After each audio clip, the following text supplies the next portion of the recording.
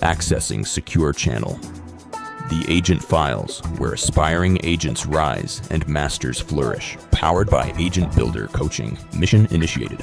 File loading. Hi there, this is Peter Fan for Agent Builder Coaching and for our Almost Agent podcast in the series of The Agent Files. And The Agent Files is that podcast that talks to and for real estate agents that are in various stages of their career, business, whichever way you want, profession, dedication, insanity, some people call it. Anyway, you get my point. This is all for agents by real estate agents, and I've been around this business now for about 40 years. My name is Peter Fan, and again, welcome you to our next episode in the Almost Agent series of our Agent File podcast. Okay. Today we're going to talk about personal financial readiness, and it's actually a big and significant topic that really filters through sometimes the entire career of a real estate agent. It is, financial readiness, financial preparedness, but also financial management in the same vein, in the same context, is a very important piece, not just for the obvious reasons that, hey, where's the money coming from or where's it going to? But there's a great deal of psychology that is part to that. For some people, having some financial pressure is a good thing. For other people, not so much. So let's talk about it and let's deal with it. So what we're going to talk about is your personal readiness. How ready are you to take this on as an added responsibility in what is becoming your business, right? And because I keep hammering on this, because this is your business, you are responsible for it one way or another. It doesn't mean that you have to sit down with all the receipts and all the paperwork necessarily, although many agents do. But it does mean that you need to be aware and attentive to how that affects and impacts you on a day-to-day basis. And starting this awareness early, before you are actually in the active business of real estate, is an important step. For example, the whole budgeting thing, right? And we're going to talk about that. So let's step in. Why is this episode important to many people? Well, like Benjamin Franklin says, failing to prepare is really preparing to fail, right? And I'm not really big on quotes and statements by other famous people. This one actually I do believe in, because it stepping into the unknown, to the degree of stepping into a brand new business, not truly understanding what the ramifications are, does lead to failure. And all the evidence around you, around me, shows that, right? So many people get into this business so ill-prepared that, and we've been saying this for decades, okay, this is not a new phenomenon. So people joining the real estate industry oftentimes think it is a quick rich scheme for whatever reason or purpose. It's not. Clearly, it's not. It's hard work. It's a lot of work. The compensation and the rewards can be phenomenal, but it comes over time. It's not instant or instantaneous, and it takes, therefore, preparation. The financial preparation part is such an important piece, because the probability of you starting to make significant income in the early days is unlikely and frankly unrealistic. So when you hear realtors, or sometimes these success stories being told of realtors turning around and starting to make all kinds of money in the first 30, 60, 90 days, not only do I doubt it, the reality just doesn't work that way. We've talked about the flow of a real estate transaction before, but just in the context of this, let's think about that for a little bit more and attach some timelines to it. So let's, for the sake of argument, say you become licensed tomorrow morning, 9 o'clock, right? And you are fortunate that you actually have a ready, willing, and able buyer or seller. It doesn't necessarily change the timelines, okay? But let's pick on a listing, pick on a seller that is ready, willing, and able. You list the property and it's well priced. It's a nice property and you get some immediate action, right? So buyers are interested and agents are showing it. And heaven forbid you get an offer on the property. The offer is accepted. And let's ignore all the negotiations and the paperwork and just think about the timelines here for a moment. Okay, so the offer gets accepted. All the conditions are removed. All the condition precedent subject clauses are removed. It becomes an unconditional contract. Well, when do you think you're going to get paid? Well, you get paid after everybody else got paid, meaning that you get paid when the deal actually transferred from the seller to the buyer, and the banks have put the financing in place, or if necessary, or everybody is paid. The seller is paid, the buyer has brought in the money, all the bills are taken care of. Then the monies for commissions are released by the respective lawyers that go into trust in your real estate company, and then are processed and paid out, typically within 48 hours of that receipt of monies being into the real estate company's funds. But that time frame from listing to unconditional contract to actually getting paid typically is between 45 and 60 days. Typically. Sure, sometimes it's 30 days, but that would be considered fast. Okay? So from sign up to actually getting paid in a very rapid pace, 60 days is absolutely not unheard of. That's meaning that when you actually have a ready, willing, and able buyer or seller, right? The same applies to a buyer. If you're working with a ready, willing, and able buyer and you find the right house and you write the offer, from the time that you write the offer to the actual paycheck, 60 days is nothing. I mean, it's probably 75 days because you typically have 15 days for 2 weeks to 3 weeks for subject removals and conditions. Sometimes it's a little bit less, but let's not talk about the semantics and the minutiae of some of the processes. I'm just talking basic timelines, right? And again, that presumes that you have ready, willing, and able buyers and sellers in play right away. What if you don't, right?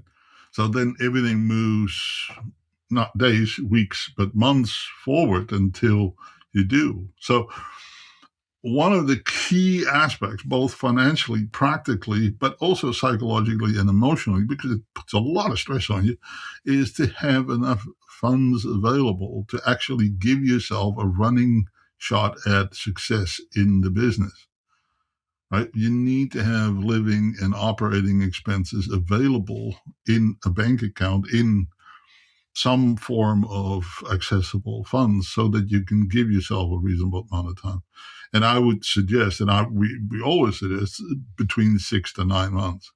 Why? Not because you're necessarily not going to sell anything until that time, but it gives you a reasonable amount of time to actually, not have to feel that sledgehammer behind you saying, oh, it's now or never. Okay. So that's where this preparation comes in to really, in this case, in the context of financial preparedness, I think that's kind of the key. Is, do you have enough funds available to give yourself a running chance? Okay. So why does it matter, therefore? Right. It's a business, right?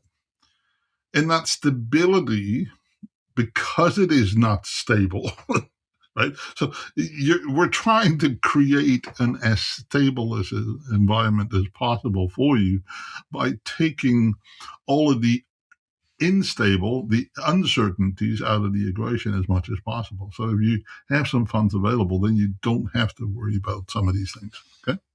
So therefore, yeah, it does absolutely affect you mentally and emotionally, and then of course some actual preparedness. And so I would say 12-month no income. You really have to start thinking about, are you in the right career? But some people do say, have 12 months worth of income or availability to funds. Not a bad idea. Okay. Okay. So what we're going to do is talk about these things in a very practical way. Right. So first and foremost, let's start with some really basic things. Okay.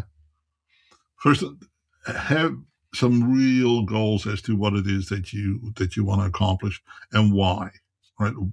And we keep talking about this big why in your business plan. They are absolutely helpful in you establishing all of these benchmarks. Okay. Now, with that comes somewhat of an adjusted lifestyle. And for some people, it's a massive adjustment. For some people, it's a minor adjustment. But it is a new lifestyle because you are now absolutely the boss of it and in control of it. And I don't mean this in a belittling way. I don't mean this in an overinflated way either.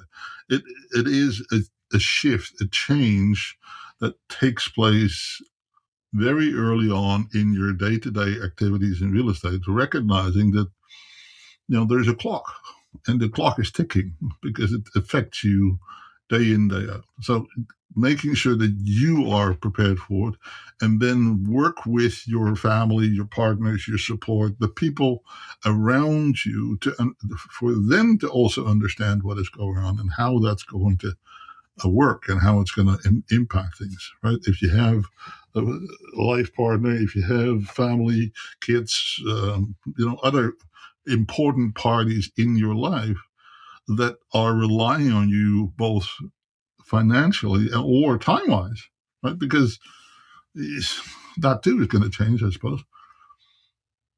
It's important that they're all on the same page and that they're working with you rather than it becomes combative and challenging. And it may show up from time to time that it becomes a bit more of a pressure cooker, a bit more sensitive than what you had anticipated. And then be able to put a pause button in and say, okay, we need to reevaluate, we need to reassess, we need to talk about how we're going to process and how we get through these things. Okay? And do some exercises with yourself, right? What if? What ifs are really good exercises. For example, what if you're in a situation you have kids, if you have kids, right? Obviously, that's a what if situation that you want to make sure that you have these responsibilities. So what if the kids need to be in a certain place in a certain time and you have real estate related appointments or obligations? Yes, you're flexible with your clock, but if the appointments are already made, it's harder to all of a sudden to move those appointments. Sometimes you can, but sometimes it becomes hard. And so what are you going to do? What does that look like? Right? How's that conversation with your significant other, your partner, but also with your kids? What is their expectation in regards to that? To ignore that out front is not a good idea. And does that mean babysitters or does it mean some alternative accommodation? Again, it has a personal impact. It has a financial impact, right? You see where I'm getting at? So as part of those exercises, also write down your monthly living expenses. What does it cost you to run your life on a day-to-day, on a weekly, on a monthly basis? Individually or as a family, collectively, and then figure out, do you have your living expenses covered in some way, shape, or form? Right, between other income, other work that you may still have some residuals from anywhere, some severances, some I don't know, trust, family, or shared income with your spouse, your significant other, your partner. What does that look like? Right? Whatever those expenses are, if you multiply them by 6, now you have 6 months worth of living expenses, and you can establish whether or not you can find the income to offset those expenses. And then identify, if and if so, where you can reduce costs, living costs, at least for the time being. Okay? And ask yourself, what if you didn't earn anything for the next 6 months? Right? What does that look like? Right? If you didn't make any money for 6 months, then what? Right? What is a I don't know. What does the survival plan look like? So, and for everybody, this is going to feel and come across a little bit differently. And the important part of that is, of course, to look at your own situation and assess what your tolerances are for risk and financial stress and emotional and mental health related impacts on all of this on you. And it's very hard to predict or anticipate how that is going to impact you, your family, your kids. But having the conversations early on tends to make the impact of all of these things less pronounced, less obvious, less emotional, I suppose. Okay. Doesn't necessarily make the problem go away, but at least the capabilities of handling it are likely.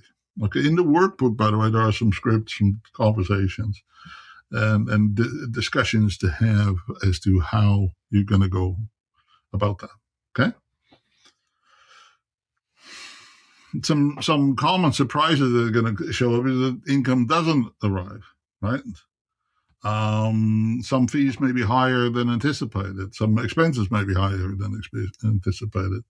Your life balance, your work-life relationships balance may be affected differently from what you had anticipated. Right? Um, Emotional resilience is a big, fancy term for basically how do you feel because of all of it, right? Because if you emotionally are drained and strained and stressed, that has an impact on how you communicate with anybody, including your potential clients. And if the clients feel and think and act as if you are stressed or under pressure, do you think that they see that as a positive or as a negative? I tend to say they probably see it as a negative. So that's an important part too, of course. Right? So I'm hoping that I'm making some sort of sense. So some of the fees that you got to think about are pretty obvious things, right? You have your licensing and regulatory fees, which is your BCFSA in British Columbia, but every provincial regulator has their licensing fees. Then there's typically your real estate board. Sometimes there's an actual initiation fee, but then there's part of that initiation. There's a fee to the Canadian Real Estate Association and your provincial association, not to be confused with the regulator, two different entities. And then, your company that you affiliate with, they may have a small or significant initial deposit that they want, or some sort of a startup fee for setting up technology for you. It depends. Different brokerages, different fees, but you ought to know these things.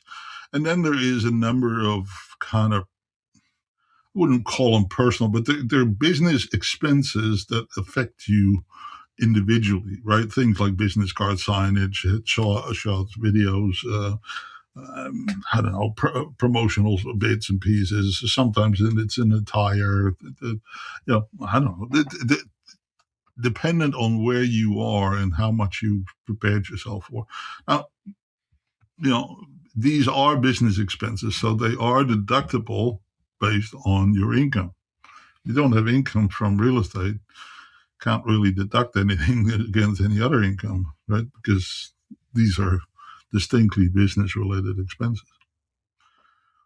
Then, of course, you have some marketing and website and contact management systems that you likely have to pay for. In some companies, these fees are somewhat built into their monthly fees or into their split.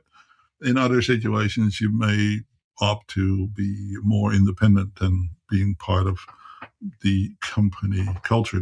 That's a bit of a business decision that some agents make in one way or another. In most cases, it's if the company offers you a good website and some contact management systems and what have you, there's no harm in using those. Of course, there's nothing wrong with that. And then continuing education, as of this year, the 2026, in BC alone, there's now 21 credits that you have to have for relicensing every 2 years. So there's 21 hours, for all intents and purposes, of continuing education in addition to 2 mandatory courses that the regulator requires. So somewhere around the 36 hours worth of ongoing education and a cost of, you can kind of say, it's almost like $75 per hour nowadays that most of these courses run.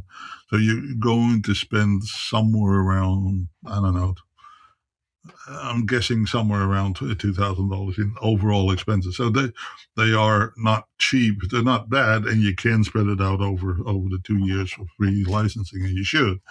But it is an ongoing expense. And then, of course, there may be some incidentals. You may feel that you need to know more about, I don't know, artificial intelligence or some technology or some salesmanship, presentation or negotiation skills, some coaching, some mentoring. All of these things will cost the money. They are the cost of doing business, right? Okay. I hope that these things make some sort of sense because they are absolutely part and parcel of your preparedness in getting into this business. I don't want to overemphasize this, but at the same time, so we need to be realistic, right? So if you list all of your living expenses, you list all of your anticipated costs and expenses, at least you will have a clear understanding what you're walking through, what you're looking at going forward. Now, are there some ways to save some money? I suppose, but it typically comes with a price. For example, I can almost hear people think, well, yeah, but what about if I join a team? Will they not pay for a lot of this stuff? If they do, then what is the trade-off? Right? Some of the trade-offs may be a price that you may not realize how high a price it is yet. Okay? For example, it may have some sort of a compensation program that is not quite advantageous to it. But that's, an immediate business decision that you either want to pay for or not. But more importantly, who owns the data? And in this business, owning the data is actually kind of an important question to ask yourself. And what I mean by that is that if you become part of a team and you bring in, I don't know, all of your friends and families and all of those contacts, all of those names, all of the people that you know or know you, and you're part of the team, who owns those leads, those contacts? And who's contacting those leads? Because you're part of the team. Now the team takes control of the management of that database. Now, if you ever were to leave, even if you had an agreement that said you can take your contacts with you, think about the context. Who have they been in relationship with? With you or with the team? Now, you may have been the spokesperson, but it's still the team that they've been in contact and in relationship with. So that's one of those. It's a financial consideration, absolutely, because it has very significant long-term impact on your business and your career. If you decide to be part of a team and then a year later say, I want to be independent. And by the way, that is a question that we see on a regular basis. Should I be part of a team or not? It really depends. It really depends. And we'll talk about it in a later episode. But in short, it really depends on what type of business person are you. Are you a leader, or are you really more interested in a job? And there's nothing wrong with either. Okay, I'm not meaning this to be mean or miserable or nasty to you, but if you are in the business to own your own business, then being part of a team is not likely to be the best way to go about it.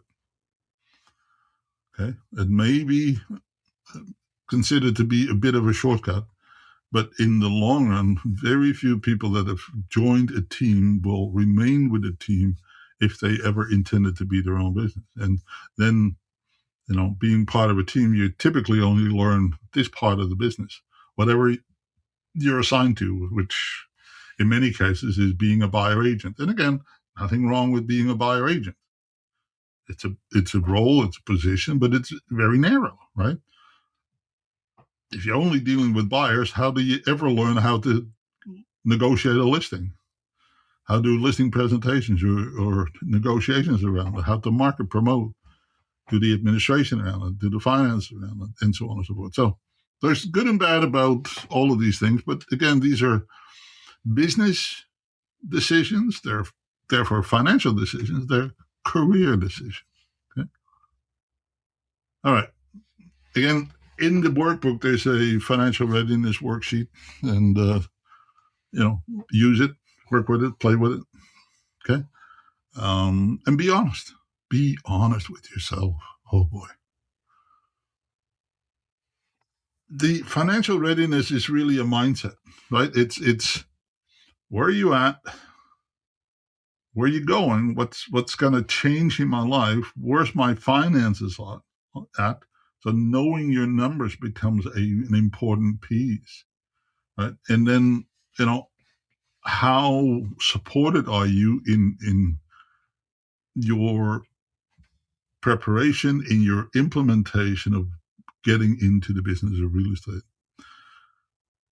The more prepared you are, i.e., both emotionally, psychologically, but also financially, i.e., do you have the money ready and available if and when necessary? I remember a fellow many, many years ago in Maple Ridge.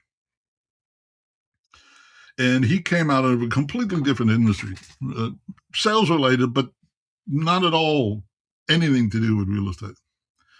And he recognized really early on that he was going to spend a fair amount of money on marketing, promoting, doing all kinds of things that, we all need to do in order to establish ourselves in real estate. And he amounted it, and he said, okay, over the next 5 years or so, I will probably spend upwards to $100,000, if not more, on getting myself established as a front runner, as a significant player in the business of real estate. Now, this particular person was fortunate because he received a significant severance payout on his change of career. And so his decision was that he was going to take a significant amount of money, i.e. the $100,000 that he had kind of budgeted that he was going to use for 5 years, and he was going to not invest it in marketing. He was going to invest it in the developers that he wanted to work with. So he went to a developer and said, can I buy into your development? Here is $100,000. I want to in cash, right? Unfinanced. It's my investment, my buy into a percentage of your business, whatever we can negotiate. And in return, I want a reasonable return on my investment, and I want all the listings that come from this development. Now, that was a kind of a crude, brute outline and model for him to follow, but he was successful in doing so. So his investment of $100,000 gave him, a bit of ownership in the development. Not a huge amount of ownership, but just enough so that everybody was well aware that he now had a vested interest, right? He was very keenly interested to make this thing work. And he ended up with the listings and got paid for those, of course. Now, this was in a different time, in a different marketplace that was practically and emotionally and financially and regulatory-wise was allowed and doable, and In today's marketplace, it would probably require a whole bunch more disclosure papers, but it's likely still doable. And, he had 48 listings, right, which sold out in a reasonable amount of time. So he got a return on his investment, both from the developer's perspective, as in the sale of the units, but also as part of the commission program in selling the units. And most importantly, it established himself as a significant force in a very short order. It's a very smart play. Very smart play. Now, can everybody do that? No, of course not. Now, he figured out in his preparation, and that's what I'm getting at, in his preparation, that, hey, I've got an opportunity here, and how do I optimize this opportunity to establish myself into the business in the shortest possible time, and give myself a more than average shot at success in this business. He did really well for the rest of his career. I don't think he ever looked back.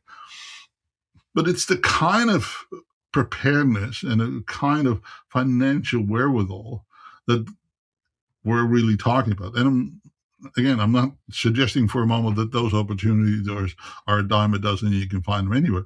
But what can you find out? What opportunities do you have access to that may give you a heads up, right?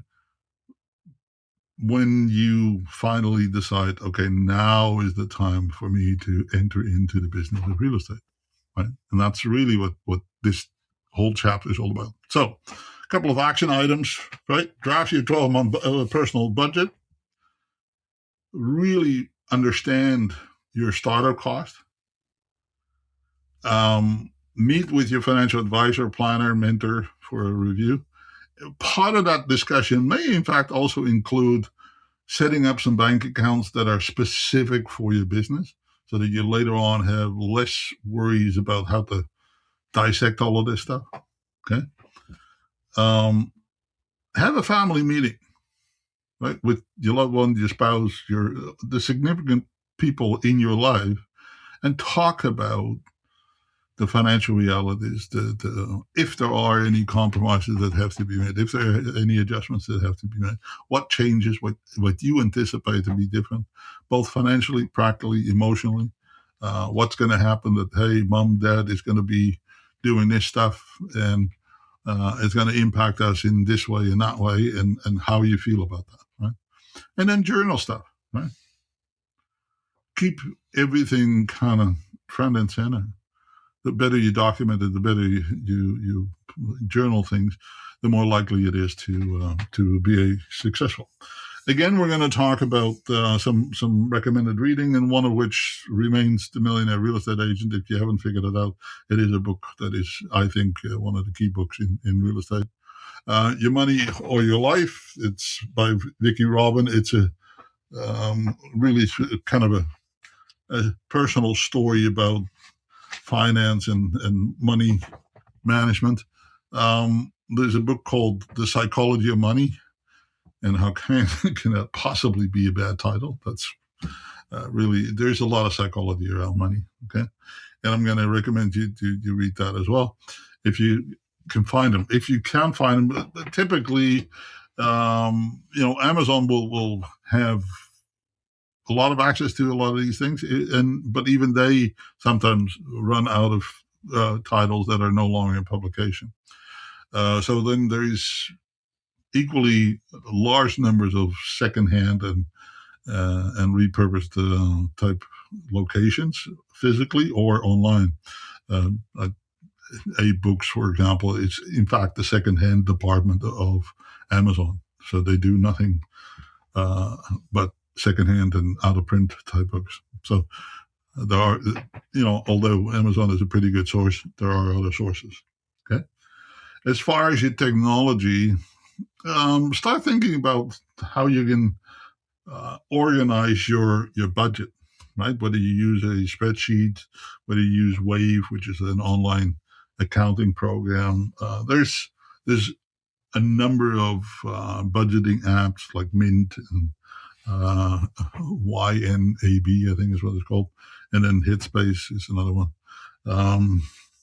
which is a stress management type app. So there are very, very significant tools and resources available for people that are preparing themselves. Okay. I hope this was informative, that this was helpful. Inevitably, this is a chapter that makes a lot of people look up and go like, what am I getting myself into? And that's a really good place to be, as a matter of fact, because the whole exercise about the aspiring agent and the almost agent period in your business, in your career, is to understand fully what you're getting yourself into. And then, if there is a challenge, okay, is there a different way to approach it? Are there other opportunities that I can consider? Or do I have to change my timelines? Right? Do I have to prepare for this a little differently? Or is there other ways to optimize myself, my launch into the business of real estate? And if at any point in time you have questions about how this may affect you and how you can optimize your launch, let me know. We'd be happy to discuss it with you, okay? And we're looking forward to seeing you at our next episode, and we're going to talk about all the other aspects of, what is important about your next phases in preparing for a career in real estate. All right? So thank you so very much for your attention, and looking forward to talking to you soon. All the best. Have a fantastic week. File saved. The Agent Files. For more missions, agents' tools, and tactical strategies, subscribe and follow the Agent Files, powered by Agent Builder Coaching. Until next time, stay sharp. Your next mission awaits.